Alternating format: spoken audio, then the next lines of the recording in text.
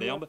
Ce soir, ultime journée du championnat, le SMC reçoit Montpellier et ultime match à Venoix. Vous le savez, l'avenir est à quelques centaines de mètres au stade Michel Dornano qui sera inauguré dimanche. C'est la fin d'une époque. De 2,3 buts par match depuis le 9 août dernier. On continue le Tour de France de ce jour de foot en allant à Caen pour la dernière apparition du football de première division sur la pelouse du stade de Venoix. Caen recevait Montpellier, suivi par Pierre-André Lacou. Les joueurs de Caen avaient promis un match offensif pour cette dernière sortie à Venoix. 30 secondes de jeu et tout de suite une première action. Gravelaine qui prolonge pour Rouissy. Et 1-0 tout de suite pour le stade Malherbe de Caen. Thierry Loret dans sa surface est perdu à la lutte avec Fawzi Rouissy. Il n'a pas réussi à empêcher le but de l'attaquant tunisien. À peine une minute de jeu et Caen mène déjà 1-0. Caen passe toute la première période à attaquer. Centre de 2 de banc pour Xavier Gravelaine. Superbe reprise du gauche, mais au-dessus de la transversale de Claude Barabé. On joue alors depuis 25 minutes et la reprise de Gravelaine est trop haute. 35e minute de jeu maintenant. Gravelaine pour Rouissy, mais bonne sortie de Claude Barabé.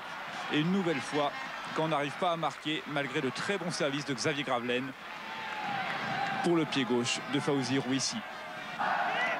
En seconde période, ce sont les joueurs de Montpellier qui se montrent les plus offensifs. 59e minute, ballon pour Fabien Lefebvre, rentré à la place de Périlleux. Lefebvre a vu Sanchez qui égalise pour Montpellier. Christophe Sanchez au centre permet à Montpellier de revenir alors à 1 partout. 3 minutes plus tard, coup franc pour Montpellier, tiré par Rezo vers le deuxième poteau et tête de Thierry Loret qui marque. Montpellier à Caen prend alors l'avantage, 2-1. Le coup franc de Rezo passe au-dessus de tout le monde pour permettre à Thierry Loret de marquer de la tête.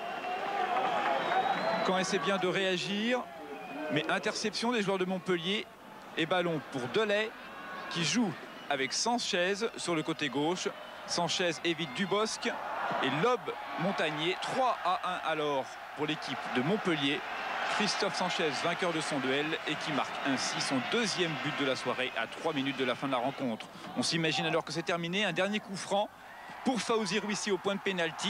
But de Rouissy qui, comme Sanchez, réalise le doublé. 3-2, score final. Victoire à l'extérieur pour Montpellier. Malgré le feu d'artifice et les feux de Bengale, le stade Malherbe de Caen quitte Venoix avec le goût amer de la défaite.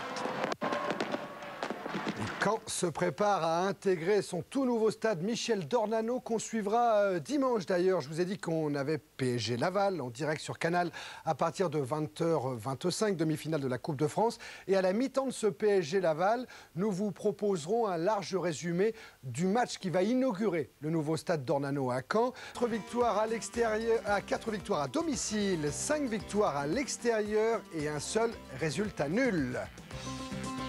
L'enseignement de cette ultime journée, c'est que Bordeaux jouera la Coupe de l'UEFA la saison prochaine. Pour Nantes, il faudra encore attendre les résultats de la Coupe de France. Dans le bas du tableau, rien ne changé. Valenciennes recevra Cannes barrage aller D1, D2. Classement des buteurs, le roi cette année s'appelle Alen Boksic. Il est croate et comme Jean-Pierre Papin, son prédécesseur, il joue à l'Olympique de Marseille. 23 buts, 3 buts d'avance sur Gravelaine et Klinsmann qui est bien remonté. 4e, Voleur. 5e, Joël Thierry. Voilà le podium pour les buteurs.